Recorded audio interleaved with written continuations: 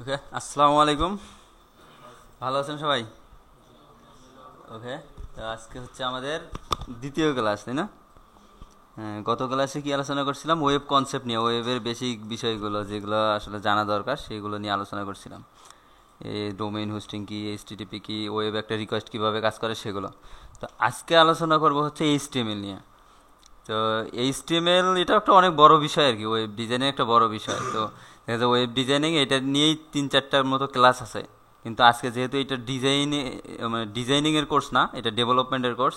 তো এটার এই কোর্সের প্রিরিকুইজিট ছিল যে এই কোর্সটা করার আগে ওয়েব ডিজাইন জানতে হবে তার, তা না হলে হবে না। কিন্তু জাস্ট বেসিক বিষয়গুলো যেগুলো জানতে হবে আর কি সেগুলো নিয়ে কিছু দেখাবো। আর যেগুলো ইম্পর্ট্যান্ট বিষয়, যেগুলো ডেভেলপমেন্টের সাথে সংশ্লিষ্ট, সেগুলো এখানে কোড করে দেখানো হবে আর কি। ওকে, তো ওয়েব পেজ তো দেখা হয়েছে, ওগুলো তো আগেই বলছি। তারপরে এইচটিএমএল কি, HTML element, HTML tag, editor, headline, paragraph, attributes, text editor এবং এইচটিএমএল কমেন্ট। ওটা এই স্লাইডে আছে, টোটাল আজকে 4টে স্লাইড আছে। তো এইচটিএমএল তো জানি আমরা, হাইপার টেক্সট মার্কআপ ল্যাঙ্গুয়েজ। এটা হচ্ছে হাইপার টেক্সটগুলোকে মার্কআপ করার জন্য ল্যাঙ্গুয়েজ, মানে ওয়েব ডিজাইনিংয়ে ওয়েব পেজের স্ট্রাকচারটা তৈরি করার জন্য একটা ল্যাঙ্গুয়েজ হচ্ছে এইচটিএমএল। আর এটাকে স্টাইলাইজড করার জন্য, স্টাইল দেওয়ার জন্য ব্যবহার করবে কোনটা? সিএসএস। তো এইচটিএমএল এলিমেন্ট, এলিমেন্ট মানে কি? উপাদান। তো এইচটিএমএল এলিমেন্ট, ট্যাগ, আচ্ছা এই দুটো আসতেছি পরে। হচ্ছে এডিটর, এডিটরের যে বিষয়টা আছে, এডিটর বিষয় হচ্ছে যেখানে আমি কোড করব। আর নোটপ্যাডে করতে পারি, নোটপ্যাড এডিটর। তো নোটপ্যাড প্লাস প্লাস করতে পারি, সেটাই এডিটর। তাই আর এইটাই এডিটরে নোটপ্যাডে কাজ করব, নোটপ্যাড প্লাস প্লাসে কাজ করব। আর এটাকে তো রান করতে হবে, আউটপুটটা দেখতে হবে। এটা তো প্রোগ্রামিং সির মতো না যে ওখানে কনসোলে আউটপুট আসবে, না। এটা আউটপুট দেখার জন্য একটা ব্রাউজার লাগবে। আর আমাদের সৌভাগ্য যে এই দুইটা অলরেডি পিসিতে থাকেই, মানে ইনস্টল করতে হয় না, এর জন্য কোনো ইনস্টলেশনের প্রয়োজন হয় না। এইচটিএমএল সিএসএস এ কাজ করতে কোনো কিছু ইনস্টলেশনের প্রয়োজন হয় না, সব কিছু পিসিতেই থাকে। তবুও আমরা আমাদের কাজের জন্য, ভালো পারফরমেন্সের জন্য টেক্সট এডিটর নেব। ইন্টারনেট এক্সপ্লোরার না ব্যবহার করে মোজিলা বা ক্রোম ইউজ করব। আর text editor Notepad plus plus অথবা সাবলাইম টেক্সট এখন ইউজ করব। তারপর ধীরে ধীরে এগুলো আপডেট হবে। তো আপডেটগুলো তো এখনও যাচ্ছি না, কারণ ওগুলো তো অটো সাজেশন দেয়। তো এগুলো তো অটো সাজেশন এগুলো তো দেয়, কম দেয়, তবে একটু মানে প্র্যাকটিসের জন্য সুবিধা হবে। তো এলিমেন্ট আর হচ্ছে ট্যাগ, এই দুটো আসতেছি। এই যে এখানে একটা এক্সাম্পল দেয়া আছে, এইচটিএমএল এর এক্সাম্পল। এটা পুরোটাই একটা এইচটিএমএল ডকুমেন্ট। তো এইচটিএমএল ডকুমেন্ট, পুরো এইচটিএমএল শুরু হচ্ছে, এইচটিএমএল শেষ। তো দুইটাই এখানে। এই যে এইচটিএমএল শুরু, এইচটিএমএল শেষ, মাঝে এটাকে আমরা দুই ভাগে ভাগ করে নিছি। কি কি? একটা হচ্ছে হেড আর একটা হচ্ছে বডি। তো একটা এই ওয়েব পেজকে দুই ভাগে ভাগ করা হয়, একটা হচ্ছে হেড আর একটা হচ্ছে বডি। আর হেড এবং বডি মানে দুইটাতে দুই রকম ডিফারেন্ট। ওকে, তো এই যে একটা পেজ, এইটা হচ্ছে আমাদের অ্যাটোম আইটির ওয়েবসাইট।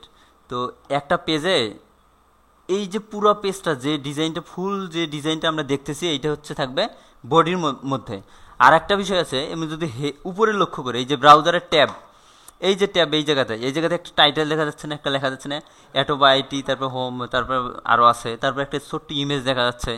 তারপর আরও কিছু, একটা ওয়েব পেজে আরও কিছু বিষয় থাকে যেগুলো আসলে আমাদের ওয়েব পেজে ভিউ হয় না, কিন্তু ওয়েবসাইটের জন্য কার্যকরী বা ওয়েবসাইটের জন্য দরকার হয়। সেইগুলো যেমন মেটা ট্যাগ, মেটা কিওয়ার্ড, এগুলো এসইও রিলেটেড, এসইওর জন্য লাগে, প্রয়োজন হয়। তো এই যে বিষয়গুলো আছে সেগুলো থাকে কোথায়? হেডে। আর হচ্ছে আমাদের পুরো ওয়েব পেজের ডিজাইনটা, যেমন মেনু, হেডার, ফুটার, যা কিছু আছে, যত প্রকার ডিজাইন আছে যেগুলো দেখা যায়, সেগুলো কোথায় থাকবে? বডিতে।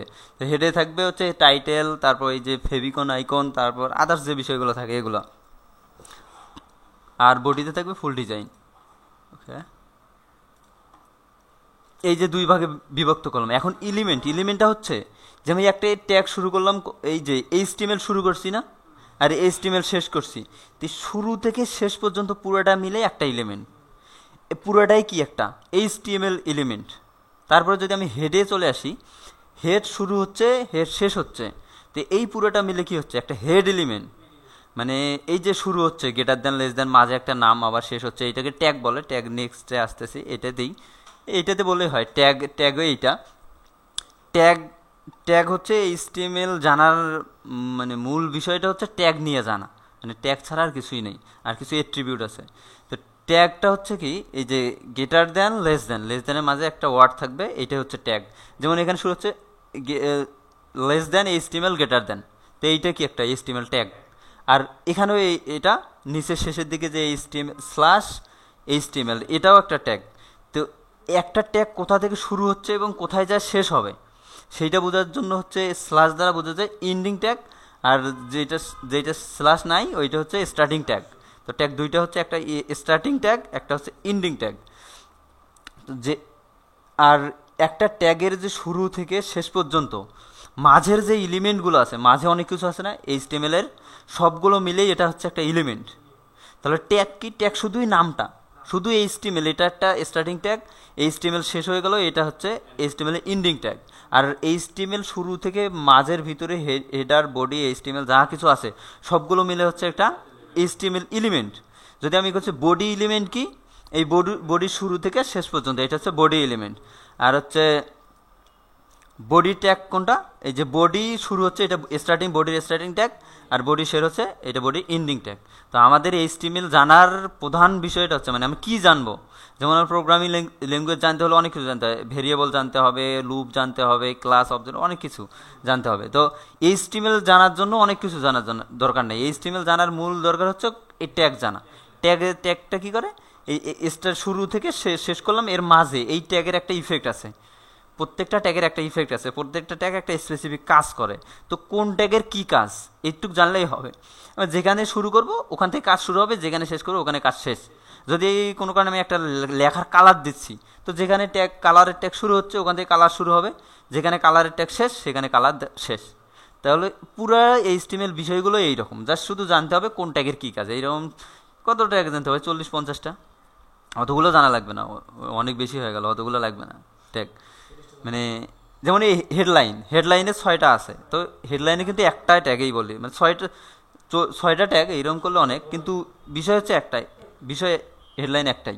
এর মধ্যে ওই যে আমার ভিডিওগুলো আছে না, অনলাইনে ভিডিও আছে, বা W3 স্কুলের যে কোর্সগুলো আছে, দেখা যাবে কতটা আছে, 20-25টার মতো আছে, লেকচার আছে ওই রকম, জাস্ট বিষয় এগুলো জানলেই হবে, বেশি বিষয় না, সর্বোচ্চ 2 দিন লাগবে, আর ভালোভাবে করলে একদিনে শেষ হয়ে যাবে এই ট্যাগ। আর হচ্ছে তাহলে এলিমেন্ট আর ট্যাগ বিষয় ক্লিয়ার।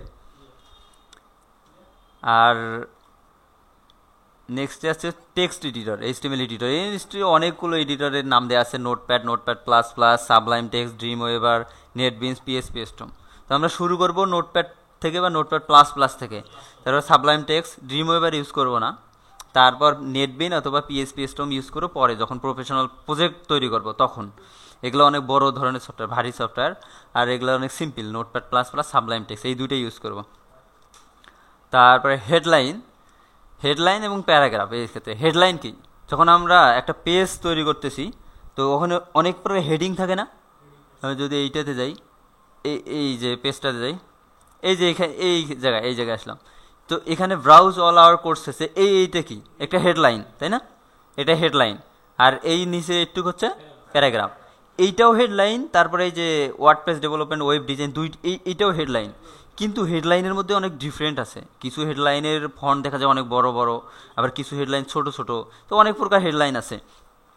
এই রকম ডিফারেন্ট টাইপের বিভিন্ন প্রকার হেডলাইন তৈরি করার জন্য এই যে আমাদের এইচ ট্যাগ ব্যবহার করা হয়। H1, H2, H3, H4, মানে H1 হচ্ছে সবচাইতে বড়, আর H6 হচ্ছে সবচাইতে ছোট। তো আমি H1 দেবো, সবচাইতে বড় হেডলাইনটা পাবো, H6 দিলে সবচাইতে ছোট হেডলাইন পাবো। তারপর H3 দেই, তো H1 এর চাইতে ছোট হচ্ছে 2, তার চাইতে ছোট 3, তাহলে একটা মাঝামাঝি লেভেলের পাবো। তো এইরকম হেডলাইন তৈরি করার জন্য আমাদের কী ব্যবহার করতে হবে, H1, 2, 3 এরকম যেটা দরকার সেটা ব্যবহার করব। তারপর হচ্ছে প্যারাগ্রাফ পি দ্বারা, তো পি শুরু করব, পি শেষ করব, এর মাঝে আমাদের যত বড় টেক্সট হবে ওটা একটা প্যারাগ্রাফ হিসাবে থাকবে। ইজি বিষয় এগুলা, একবার প্র্যাকটিস করলে হয়ে যাবে।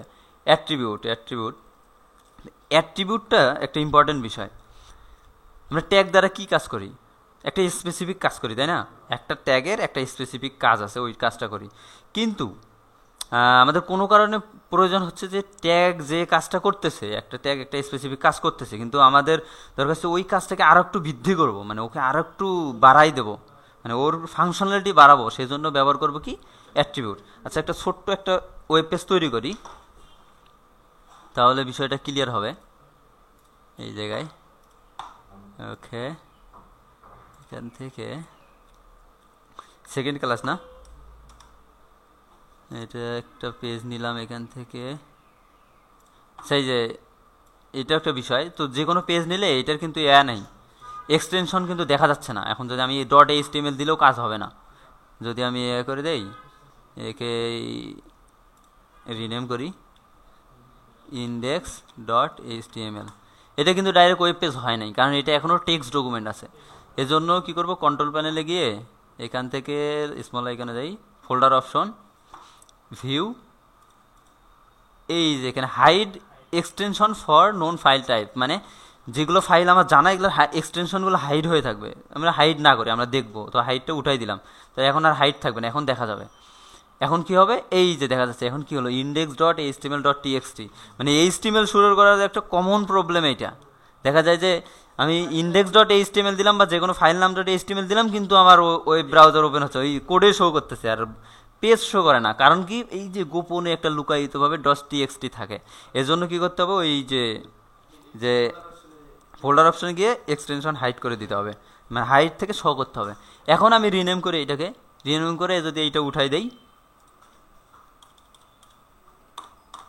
ওকে, এই এখন ওয়েব পেজ হয়ে গেল। তো আমি ওয়েব পেজে ওপেন করলে এখন ব্রাউজার ওপেন হয়ে গেছে, কিন্তু এখন এই পেজটাকে একটু এডিট করি, এডিট করে কিছু কাজ করি। ওকে, সাবলাইম দেয়া নাই না, আচ্ছা সাবলাইম টেক্সটটা ডাউনলোড দেই।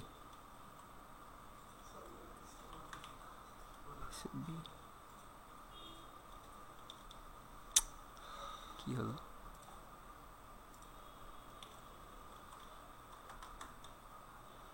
Sublime Text, Sublime Text Windows 64 bit.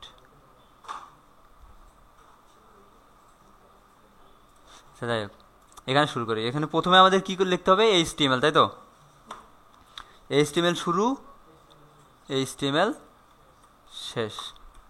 Good, লেখা কি ছোট হয়ে যায়?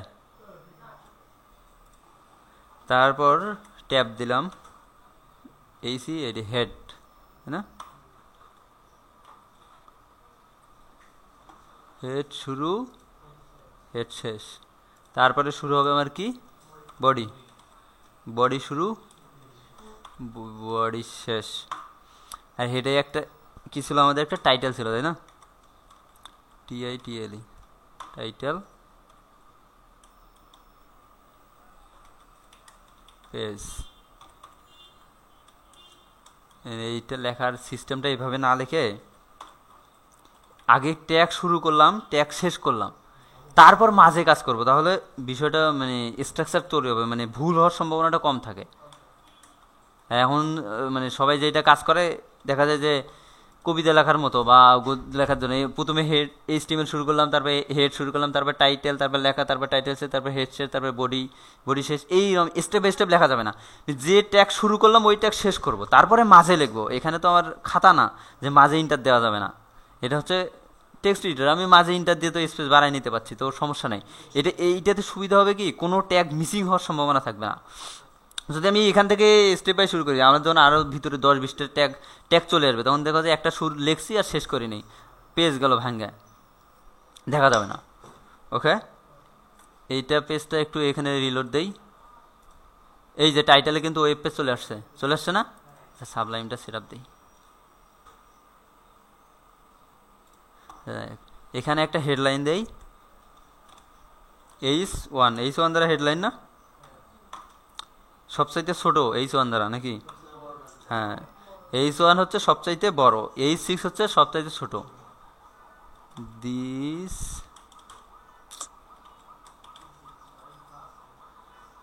ওকে,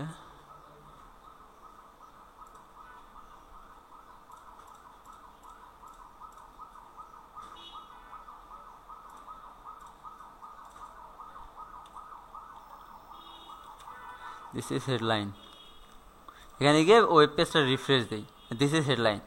তো বডি ট্যাগ দ্বারা কী করলাম, মানে বডি ট্যাগ দ্বারা পুরো বডি একটা নির্দিষ্ট করলাম না, যে পুরো বডিতে বলে দিলাম যে এইটা আমার পুরোটাই বডি, এখানে আমরা ওয়েব পেজের বিভিন্ন কাজগুলো করব।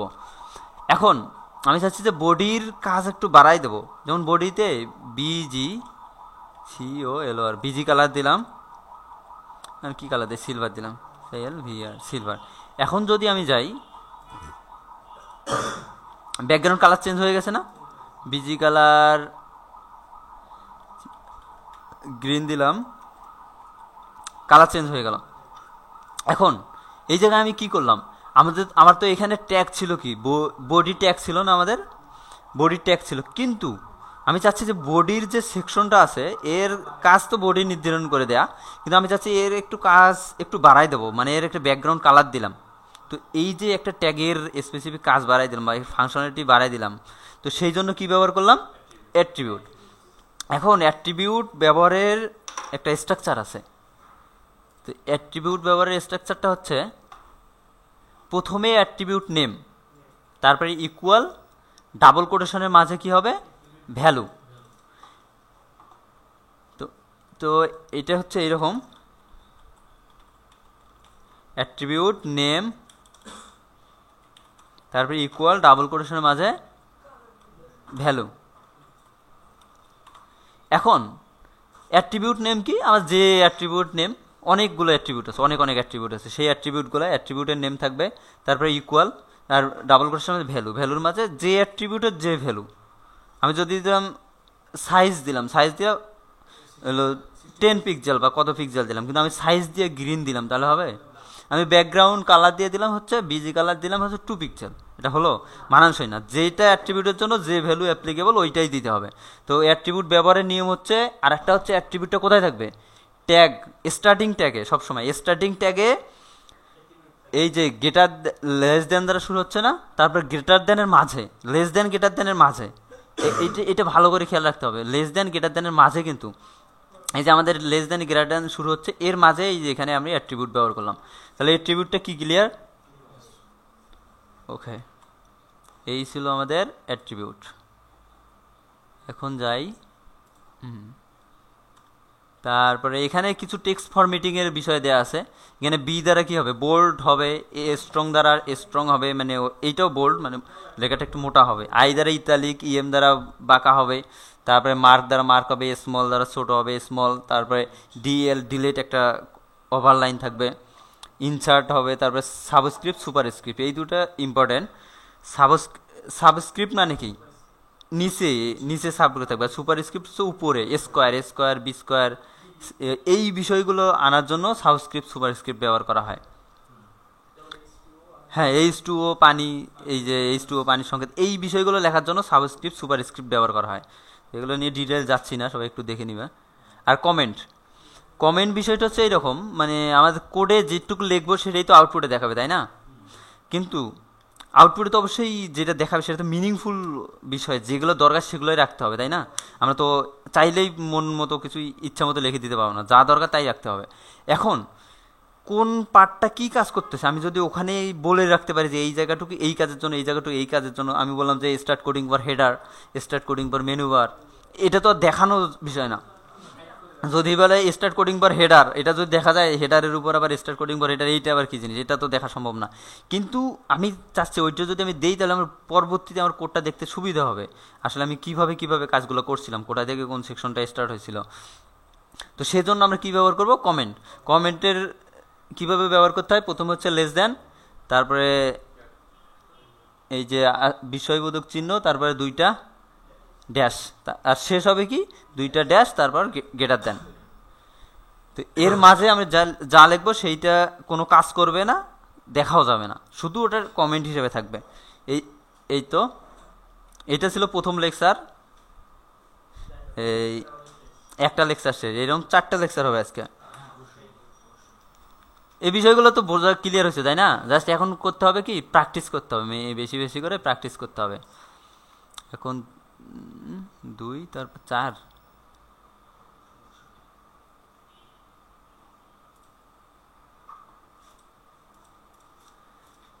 আচ্ছা, এটা ওয়েব ডিজাইনের ছিল তো, ওই জন্য টাইটেল ওয়েব ডিজাইনে দেওয়া আছে। এখন টেবিল আর লেআউট, আচ্ছা একটু দেখি।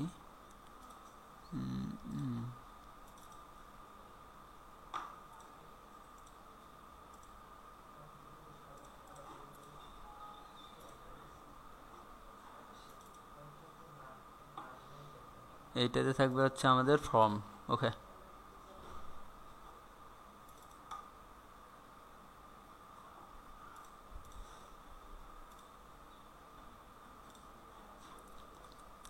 এখন যেটা দেখবো হচ্ছে টেবিল লেআউট। লেআউট নিয়ে এখানে দেখাচ্ছি না, কারণ লেআউট নিয়ে দেখাতে গেলে অনেক সময় দরকার আছে, কিন্তু মেইন যেটা ইম্পর্টেন্ট বিষয় টেবিল। ওই টেবিল দিয়েই লেআউট করা হয়। HTML এ তো লেআউটের অনুভব হবে না, টেবিল দিয়ে করতে হবে।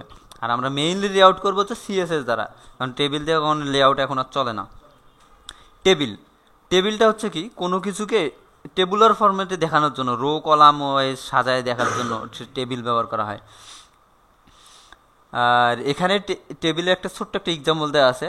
টেবিল তৈরি করা হয় হচ্ছে টেবিল ট্যাগ দ্বারা। ট্যাগের নাম কি? Table.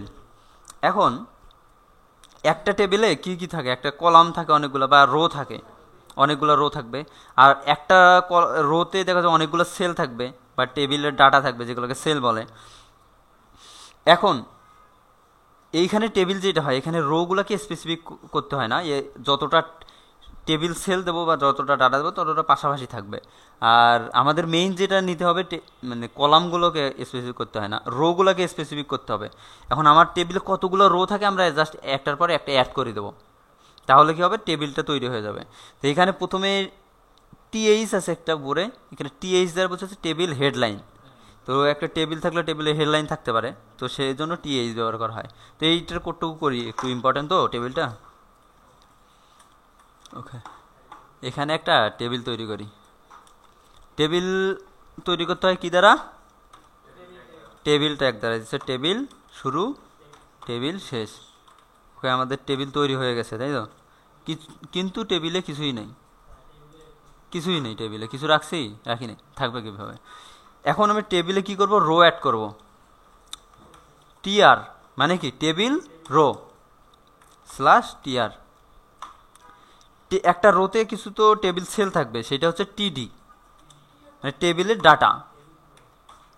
Table data, data data data বা সেল। এটা দিলাম 1, তারপর আরেকটা দিলাম হচ্ছে 2। এখানে যদি রিলোড দেই, এই একটা টেবিল তৈরি হচ্ছে, কিন্তু টেবিলের কোনো বর্ডার দেখায় নাই।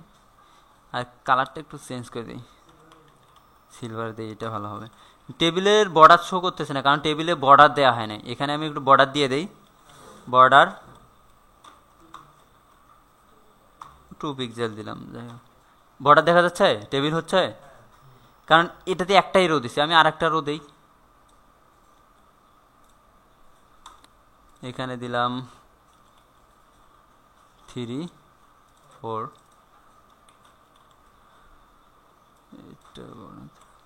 3 4 দিলাম, তাহলে আর একটা রো থাকবে, তাই তো? টেবিল তৈরি হয়ে গেল না? এখন এইটাতে চাচ্ছি যে আমি টেবিলে হেডলাইন দেব।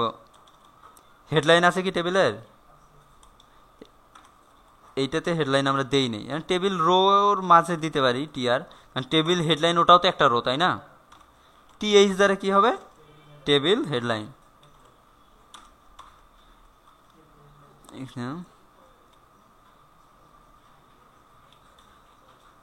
হেড 1, আরেকটা দিলাম, যাই হোক নাম দিলেই হলো।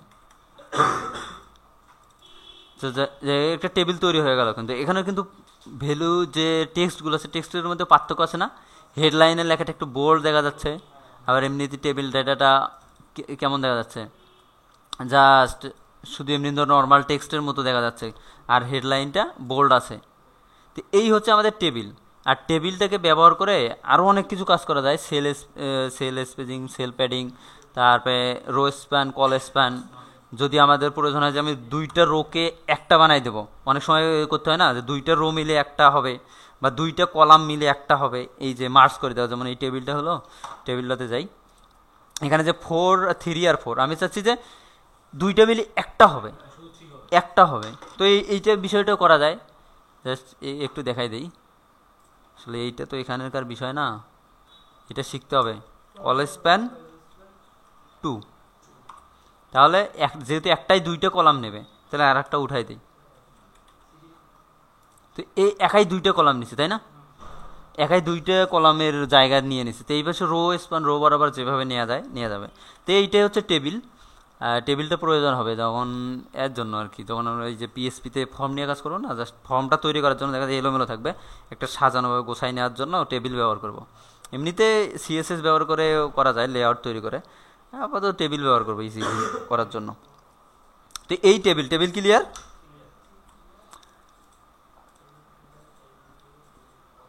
ওকে, শেষ। এইটা টেবিলই ছিল, আর এটার সঙ্গে লেআউট ছিল। তো টেবিল দিয়ে লেআউট করতে গেলে অনেক করতে হয়, অনেক সময়ের ব্যাপার, ওই জন্য ওটা ওরকম ছিল। ওকে, দেন থার্ড স্লাইড, তাই না?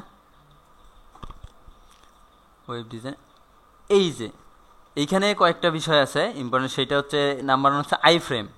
আই ফ্রেমটা ব্যবহার করা হয়, আমি চাচ্ছি যে আমার ওয়েবসাইটে অন্য একটা ওয়েবসাইট শো করাবো। বিষয়টা এমন হতে পারে যে আমার ওয়েবসাইটে একটা নির্দিষ্ট জায়গা দিলাম, একটা এরিয়া দিলাম, এই জায়গাতে আমি ফেসবুক শো করাবো, মানে একটা পেজের মধ্যে আর একটা পেজ শো করানো। এইটার জন্য ব্যবহার করতে হয় কি আই ফ্রেম। আর হচ্ছে কালার, আই ফ্রেম আসতেছি পরে, ওর ডিটেলস আছে। তারপর কালার, আমাদের তো কালারগুলো ব্যবহার করতে, যেমন গ্রিন, ইয়েলো, ব্লু, এভাবে কয়টা কালারের নাম মুখস্থ করা সম্ভব? যদি এমন বলা হয় গ্রিন আর ব্লুর মাঝামাঝি একটা কালার বলো, যেমন মনে হলো যে হালকা গ্রিন, অতি হালকা গ্রিন, এইরকম তো আর কালার তো নাম বলে মুখস্থ করা সম্ভব না, বা নাম বলাও পসিবল না। এই জন্য ব্যবহার করা হয় কালার কোড। সেইটা কালার কোড কীভাবে ব্যবহার করে সেইগুলো দেখানো হবে। তারপরে এন্টাইটি অ্যান্ড সিম্বল। এন্টাইটি অ্যান্ড সিম্বল বিষয়টা হচ্ছে, মানে অনেক কিছু লেখা আছে বা একটা সিম্বল আছে যেগুলো আমাদের কিবোর্ডে নাই, যেমন হ্যাশ, @, এগুলো কিবোর্ডে আছে, কিন্তু কিছু কিছু সিম্বল দরকার আছে, আমাদের প্রয়োজন হয়, যেগুলো কিবোর্ডে নাই, সেগুলো আমি কিভাবে আনবো? সেইগুলোর জন্য ব্যবহার করতে হয় এন্টাইটি। মানে নির্দিষ্ট কিছু কোড আছে, এই কোডটুকু দিলে একটা কোডের জন্য স্পেসিফিক আর একটা সিম্বল তৈরি হবে।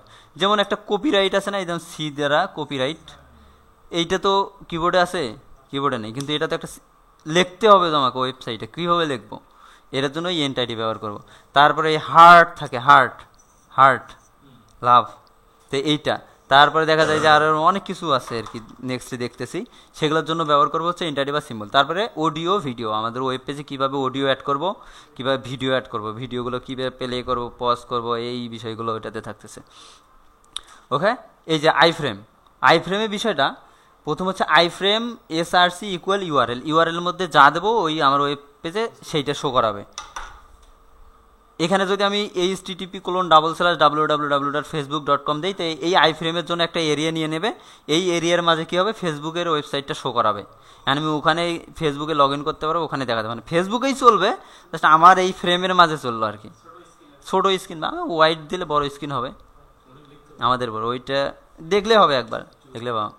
আর এখানে কালার মূলত 3 ভাবে রিপ্রেজেন্ট করা হয়। একটা হচ্ছে নেম, তারপর একটা RGB, পরেরটাও RGB। তো হ্যাঁ, একটু ডিফারেন্ট আছে, এখানে 0 থেকে 255 পর্যন্ত আছে। মাঝেরটা হচ্ছে হেক্সাডেসিমেল নাম্বার, আর উপরেরটা নাম। আমরা মেইনলি ব্যবহার করব এই যে 2 নম্বরটা, মাঝেরটা, যেটা এই মাঝের যে বিষয়টা আছে, এইটা কালার কোডটাকে এখানে হচ্ছে 3টা পেয়ার দরকার হবে, 3টা group, RGB, red, green, blue. এই রেড, গ্রিন, ব্লু এই 3টা কালারকে ব্যবহার করে কিন্তু যে কোনো কালার তৈরি করা সম্ভব। যে কালার তৈরি করবো, কিছু পরিমাণ রেড, কিছু পরিমাণ ব্লু, কিছু পরিমাণ গ্রিন দিলেই ওই কালারটা তৈরি হবে। এখন কোনটা কতটুকু দিতে হবে ওইটা মেজার করলেই হলো। তো এখন এখানে টোটাল কয়টা আছে? 6টা আছে, তাই না? প্রথম 2টা হচ্ছে রেড, তারপরে 2টা গ্রিন, তারপরে 2টা ব্লু। এখন হ্যাঁ, RGB, এই যে প্রথম 2টা, প্রথম হচ্ছে FF, এই 2টা হচ্ছে কি রেড, তারপরে 2টা 0 এটা হচ্ছে গ্রিন, তারপরে 2টা হচ্ছে ব্লু। তো রেড, গ্রিন, ব্লু। আমি এটাতে শুধু রেড দিছি, গ্রিন একটু দেয়নি, ব্লু একটু দেয়নি, তাহলে আমি কি কালার পাবো? পুরো রেড পাবো। সাপোজ আমি মনে করি একটা কন্টেইনার বা একটা যে কোনো পাতিল, এই রঙের বাক্সগুলো থাকে না, ওখানে ওখানে আমি লাল দিলাম, ব্লু দিলাম না, গ্রিনও দিলাম না, কি কালার পাবো? শুধু লালাই পাবো। শুধু আমি এখানে শুধু গ্রিন দিলাম, আর কোনো কালার দিলাম না, কি পাবো? গ্রিন পাবো। এখন আমি কিছু লাল দিলাম, কিছু ব্লু দিলাম, তাহলে আর একটা কালার পাবো। কী কালার সেটা দেখতে হবে, আমি কতটুকু কী কালার পাই সেটা দেখতে হবে। এখন দেখি একটু এই কালারটা ইউজ করে দেখি, কারণ আমরা এখানে আছে তো। এই জায়গায় আমি দিলাম হচ্ছে হ্যাশ আর জি পি, কী কালার পাবো? রেড। দেখি রেড আসে কিনা। রেড আসছে। এখন আমি দিলাম হচ্ছে আর জি বি, এখন কি কালার পাবো? হ্যাঁ, কথা বলো না, কি কালার পাবো? গ্রিন। তাহলে ব্যাকগ্রাউন্ড গ্রিন পাবো। ও, তারপর যদি আমি এটা দেই, কি কালার পাবো? ব্লু। তো আমি কিছু আরও দিলাম, কিছু গ্রিনও দিলাম, একটু একটু দিলাম, আর একটা কালার পাই গেলাম। একটু চেঞ্জ হয়েছে না? এই যে আর একটা কালার তৈরি হলো, গ্রিন দিলাম আর হচ্ছে রেড দিলাম। এভাবে কিন্তু হাজার হাজার কালার, মানে অসংখ্য কালার তৈরি করা যাবে। এখন এখানে আরেকটা বিষয়, যদি আমি কিছুই না দেই তখন কি পাবো? কালো। যদি আমি কিছুই না দেই তাহলে পাবো কি? কালো। মানে 0 0 এ হচ্ছে কি? কালো। আর যদি সবগুলোই দেই তাহলে কি পাবো? হোয়াইট পাবো। এটা হচ্ছে কথা। তাহলে আর এটার রেঞ্জটা হচ্ছে কি? 0 থেকে F পর্যন্ত, hexadecimal 1 2 3 4 5 6 7 8 9 A B C D E F। এখন আমরা এখানে 3টা পেয়ার বলছি, এখন 3টে পেয়ারে 2টা 2টা করি, 6টা দিলেও হবে, তো একটা একটা করে 3টে দিলেও হবে। এই জায়গায় যদি আমি লিখি আরেকভাবে রিপ্রেজেন্ট করতে পারি, জি বি, এটা কি আসবে? 3টে দিলাম, এখন একটা একটা করে ভাগ করতে হবে, যেহেতু 3টা আছে তাহলে একটা একটা করে, 6টা হলে 2টা 2টা করে। Blue, blue.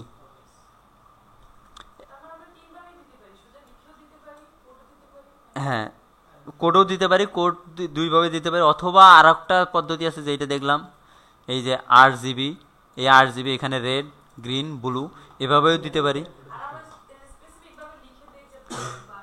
হ্যাঁ হ্যাঁ, স্পেসিফিকভাবে লিখে দিলেও হবে, সেটা সমস্যা না। কিন্তু হচ্ছে ডিজাইনিংয়ের ক্ষেত্রে, হ্যাঁ, ডিজাইনিংয়ের ক্ষেত্রে যখন একটা মানে কিছু রেড থাকলো কিছু ব্লু থাকলো, দেখা যাচ্ছে অন্য একটা কালার। তারপর আমি ধরি এই যে এই জায়গাটার কালারটা, এইটা কি কালার? এই যে এই জায়গাটা আকাশির মতো দেখা যাচ্ছে, কিন্তু আকাশিও না। এই জায়গাটায় এদিকে নীল ব্লু মনে হচ্ছে, এখানে স্কাই কালার। তো এই যে মানে স্পেসিফিক কালারটা তো পাওয়া সম্ভব না। এই তখন কালার কই পাবো? তখন এই যে কালার কোড ইউজ করব। আর কালার কোড কিভাবে পাওয়া যায় কালার থেকে সেটা দেখাচ্ছি। একটা কালার পিকার দেখালেই বোঝা যাবে। আমি যদি অনলাইনে যাই, অনলাইন কালার পিকার, এই যে এখানে চলে আসছে। আমি কোন কালার চাচ্ছি, এখানে কালার জেনারেট করা যাচ্ছে না, এই এর কোড এই যে এখানে শো করতেছে। এরকম অনেক আছে, ফটোশপেও পাওয়া যায়। ইনফ্যাক্ট যদি আমি এই কালারটা নেই, এই কোডটা কপি করে দেই এই জায়গায়, আমি ওই কালারটা পেয়ে যাব।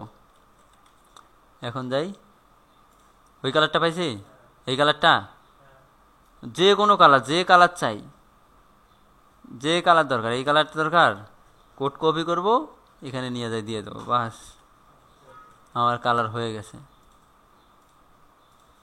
তারপর আরও আছে কিছু কালার পিকার সফটওয়্যার আছে, পিকজি সফটওয়্যার আছে। ওইটা দিলে হয় কি, যে কোনো কালারের উপর ক্লিক করলেই ওই কালারটা নিয়ে যায়। যে আমি চাই যে এই জায়গার কালারটা নেব, এটাও নিতে পারবো। তারপর ফটোশপে আছে, ফটোশপ সেটআপ দেওয়া আছে, এটাতে দেখি।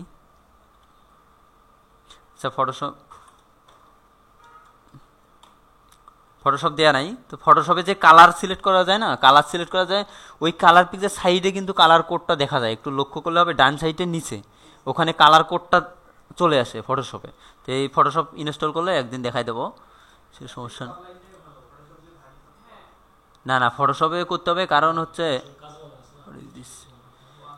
কারণ ওই পিএইচডি টু এইচটিএমএল করতে হলে পিএইচডি ডিজাইন থাকবে, তখন কালার নেওয়ার প্রয়োজন হবে, তখন ফটোশপে দেখলে পাওয়া যাবে, ওটা টেনশন করার দরকার নাই। তো কালার কিভাবে, কত লাখ লাখ কোটি কোটি কালার দরকার, আমি সব পেয়ে যাবো এখন। তো কোনো সমস্যা আছে? কোনো সমস্যা নেই। এই হলো কালার। ও হ্যাঁ, এই যে আর একটা ইম্পর্টেন্ট বিষয়, হ্যাশটা হচ্ছে বাধ্যতামূলক, সামনে হ্যাশ দিতে হবে। সামনে হ্যাশ দ্বারা বোঝানো হয় যে এটা পরেরটা হচ্ছে কালার, RGB কালার। হ্যাশ ছাড়াও দেখাচ্ছে, হ্যাঁ হ্যাশ ছাড়াও দেখাতে পারে, সমস্যা নাই। এই HTML তো, HTML তো কোনো না প্রোগ্রামিং ল্যাঙ্গুয়েজ, কত প্রকার কাজ করবে দেখা যাবে অর্ধেক। হ্যাঁ হ্যাশটা দিতে হবে। আর যেমন সিএসএস গেলে হ্যাশ দিতে হবে, তখন তারা কাজ করবে না। মানে এমন ট্যাগ শুরু করলাম, ট্যাগ শেষ করিনি, তবু কাজ করবে। মানে অনেক কিছুতেই কাজ করবে, কিন্তু এখানে কিন্তু আছে। যখন একটা বড় প্রজেক্ট রাখবো, যখন মানে কাজ করাই গেল কিন্তু এলোমেলো থাকলে এমন জায়গায় ভেজাল হয়ে যাবে আর খুঁজে পাওয়া যাবে, তখন অবস্থা খারাপ হয়ে যাবে। তো যেটা কাজ করলে ওটা নিখুঁতভাবেই করা বেটার। তো এই ছিল কালার। আমাদের কালার তো বুঝলাম নাকি। দেন হচ্ছে আমাদের এন্টাইটি। এই যে অ্যাম্পারসেন্ট আছে, @AMP কোলন দিলে এই সিম্বলটা চলে আসবে। তো সেন্ট এই যে সেন্ট লিখলে সেন্ট চলে আসবে, পাউন্ড লিখলে পাউন্ডের চিহ্ন চলে আসবে, তারপরে কপি লিখলে কপিরাইটের চিহ্ন চলে আসবে। এগুলো হচ্ছে আমাদের এন্টাইটি। এখানে শেখার কিছুই নেই, জাস্ট হলো বিষয়টা জানতে হবে কিভাবে লিখতে হয়। এখানে যাই, যদি এখানে একটা চিহ্ন দেই, কোথায় চিহ্ন দেই, এইখানে হেডলাইনের নিচে দিলাম। প্রথম হচ্ছে COPY, কপি দেই, এটাই দিলাম, যে তাহলে একটা কপিরাইটের চিহ্ন চলে আসবে। হ্যাঁ এই জায়গায় দেই, এই যে কপিরাইটের চিহ্নটা চলে আসছে। হ্যাঁ এইভাবে যে নামটা আছে শুধু এটা দিলে হবে, অথবা কপির জন্য, কপিরাইটের জন্য কত দেওয়া আছে, এখানে যে কোনো একটা সিম্বল দিলে দেওয়া যায়। কপির জন্য দেওয়া আছে কি 169 দিলেও কিন্তু কপি চলে আসবে। এখানে যদি কপি না দিয়ে 169 দেই, 169 সেট আপ দিন, সেভ। আচ্ছা ও এটা হ্যাশ হবে না, আচ্ছা না দাঁড়াও, অ্যান্ড হ্যাশ, ও সরি, এই যে কই অ্যান্ড হ্যাশ। এখন যদি যাই জাস্ট সেম অ্যাস, জাস্ট এগুলো জানার কিছু নাই, বোঝার কিছু নাই, জাস্ট কোনটার কোড কি এটা জানলেই হবে। আর মুখস্থ করারও বিষয় না, যখন দরকার তখন এখান থেকে নিলেই হবে, অনেক লিস্ট আছে, এই যে বিভিন্ন প্রকার দেওয়া আছে। আর হচ্ছে অডিও ভিডিও অ্যাডের বিষয়টা, এটা অ্যাড করে দিচ্ছি না, সবে একটু অ্যাড করবা এখানে প্র্যাকটিসের সময়, কারণ একটু ভালো লাগে, অডিও ভিডিও অ্যাড করলে ভালো লাগে। অডিও অ্যাড করবো কি দ্বারা, অডিও ট্যাগ দ্বারা। আর এখানে একটা অ্যাট্রিবিউট থাকবে কন্ট্রোলস কেন পরে আসতেছি। তারপর সোর্সের মাঝে সোর্স SRC, এই জায়গায় দিতে হবে আমার ফাইল লোকেশনটা, আসলে আমার ফাইলটা কোনটা সেইটা দিতে হবে। এই যে এইটার মাঝে, এই যেমন এইটার মাঝে যেমন horse.mp3 আছে, এই জায়গায় দিতে হবে যে আমার অডিও ফাইলটা নিতে হবে। আর অডিও শেষ। আর কন্ট্রোলস দিলে সুবিধা হবে কি, ওই যে মানে পজ করা যাবে, আবার করা যাবে, তারপর ভলিউম কমানো যাবে, বাড়ানো যাবে, এই বিষয়গুলো কন্ট্রোল একটা প্লেয়ার পাবো, সেটার জন্য পজ। এটাই অডিও। তারপর হচ্ছে ভিডিওতেও সেম অ্যাজ ভিডিও, শুধু অডিও ট্যাগ ছিল, এখানে ভিডিও ট্যাগ। এখানে সোর্সের মাঝে এখানে এই যে movie.mp4, আর এখানে টাইপ দিতে হবে এটা কোন টাইপের ভিডিও। এইভাবে কয়েকটা যদি সোর্স থাকে, আমাদের ফাইলটা যদি MP4 হয় বা যে কোনো টাইপের হয়, এই সোর্সগুলো দেওয়া যাবে। আর এখানে your browser does not support this video tag, মানে ভিডিও ট্যাগটা অনেক আপডেট, যদি ব্রাউজারটা অনেক পুরানো হয় তাহলে সাপোর্ট করবে না। আর ওইটা নিয়ে চিন্তা করার দরকার নেই, এখন সব আপডেট ব্রাউজার। আর এখানে উইথ হাইট দেওয়া আছে, যে আমার ভিডিওর যে প্লেয়ারটা হবে ওটা উইথ হাইট কত হবে। এখানে কন্ট্রোলস দিলে কী বোঝা যাবে যে ভিডিওটা পজ করতে পারবো, মানে একটা সুন্দর মিডিয়া প্লেয়ার ওখানে তৈরি হবে, সুন্দরভাবে দেখা যাবে। এই ছিল অডিও ভিডিও। আর একটা বিষয় মনে হয় বাদ গেছে, সেটা বুঝলাম না, এখানে 3 নম্বর লেকচারে ছিল। আচ্ছা ঠিক আছে, আমি বলতেছি, সেটা হচ্ছে ইমেজ কিভাবে অ্যাড করা যায়। ইমেজ একটা তো ইম্পর্টেন্ট বিষয়, আমাদের ওয়েব পেজে রেগুলার বেস ইমেজ অ্যাড করার প্রয়োজন হয়। এখানে দেখি কোনো ইমেজ আছে কিনা, হচ্ছে এই ইমেজটা কপি করে নিলাম, এটা আমাদের মেইন না, এই যে ফোল্ডারটা, এর মাঝে ইমেজটা পেস্ট করে দিলাম। শর্টকাট পেস্ট করলাম, ওকে। এই যে ছবির নেম এইটা এখন যদি আমি ইমেজটা অ্যাড করতে চাই, যেমন হেডলাইনের পর আমি এই যে টেবিলের পর ইমেজটা অ্যাড করব, IMGSRC এই ডাবল কোশ্চেনের মাঝে ইমেজের নামটা, আর এটা যেহেতু একটা সিঙ্গেল ট্যাগ, কি আমি এটা কি এমনভাবে বলতে পারি যে এখান থেকে ইমেজ অ্যাড হওয়া শুরু হও ওই জায়গায় যা শেষ হও, এরকম কোনো কিছু আছে ইমেজের? মানে এখানেই অ্যাড হও, ওরা তো যেখানে দেবো সেখানেই অ্যাড হবে, এমন কোনো না যে যেমন এই হেডলাইন এখানে শুরু হও হেডলাইন এখানে শেষ হও, এমন আছে? যদি আমি একটু হেডলাইন মানে বড় বানাতে পারি, ইমেজ তো এমন না যে এখান থেকে ইমেজ শুরু হও এখান থেকে শেষ হও, যেখানে দেবো ওখানেই অ্যাড হবে। এই জন্য কী হবে, এটা সিঙ্গেল ট্যাগ, শুরু শেষ ওই একটাই, এটা সিঙ্গেল ট্যাগ। এখন যদি ওয়েব পেজে যাই, ইমেজ অ্যাড হয়ে গেছে, অ্যাড হয়ে গেছে। এখন আমি চাইলে ইমেজে উইথ হাইট দিতে পারি, এখানে WID উইথ দিলাম হচ্ছে 200, তাহলে 200 পিক্সেল উইথ হবে, এই তো ওয়েট কম ছোটো হয়ে গেল, 200 পিক্সেল হয়ে গেল। আর আরেকটা ইম্পর্টেন্ট বিষয় যেটা থাকে, এই যে আমি ইমেজটা তো এখানে আছে, এখন আমার তো অনেকগুলো ইমেজ থাকতে পারে, তো একটা ফোল্ডারের মধ্যে দিয়ে রাখি, এখন ইমেজটা ওই ফোল্ডারের মাঝে রাখলাম, এখন আরও ইমেজ অ্যাড করতে পারি, সেগুলো আমরা সব ইমেজ ফোল্ডারের মাঝে রাখবো। এখন কিন্তু আমি এইখানে দেখতে পারবো না, তখন তাহলে এই জায়গায় ফোল্ডার নেমটা দেখা দিতে হবে, ইমেজ ইমেজ।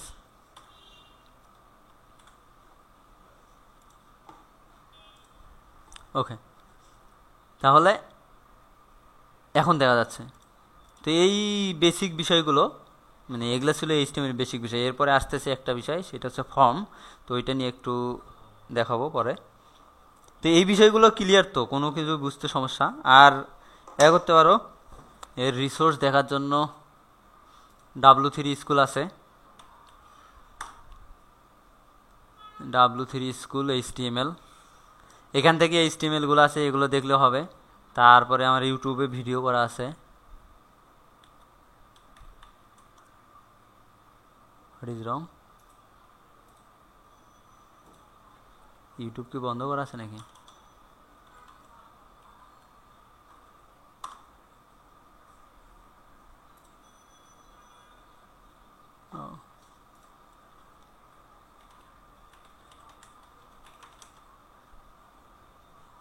এখানে HTML দেওয়া আছে,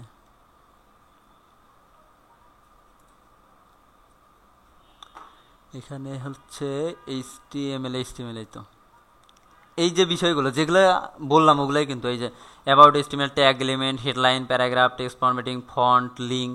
ও লিঙ্ক বাদ গেছে না, লিঙ্ক বাদ গেছে, এই লিঙ্কটা দেখাই দেয়।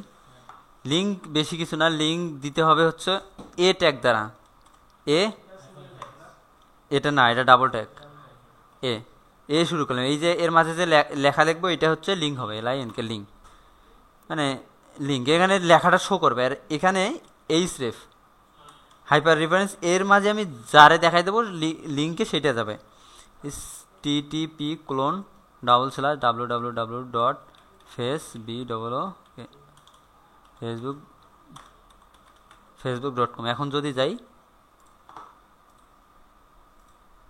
লিঙ্কে ক্লিক করলে facebook.com চলে গেছে, এটাই হচ্ছে লিঙ্ক। এখন যদি আমাদের ওয়েবসাইটের আরেকটা পেজের সঙ্গে লিঙ্কিং করতে হয়, তাহলে শুধু ওই পেজের নামটা দিতে হবে।